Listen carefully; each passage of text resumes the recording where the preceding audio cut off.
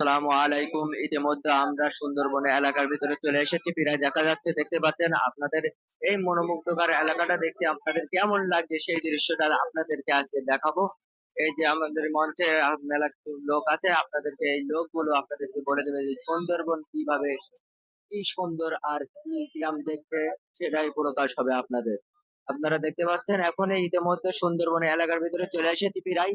এই যে আর একটু হলে আমরা চলে আসবো সেই সুন্দরবনে মধ্যখানে চলে যাব আমরা গাছ-গাছরা দেখতে।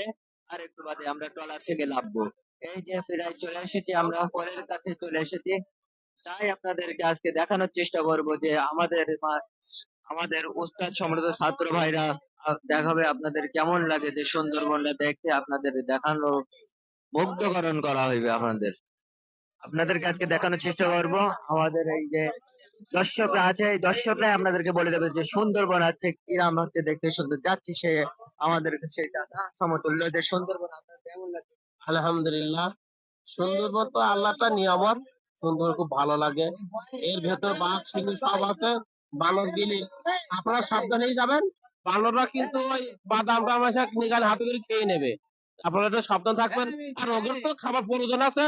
আপনারা ওদের খাবার ব্যবস্থা করি, বাদাম সিংড়া এটা করে নিয়ে যাবেন, এই আশা করি।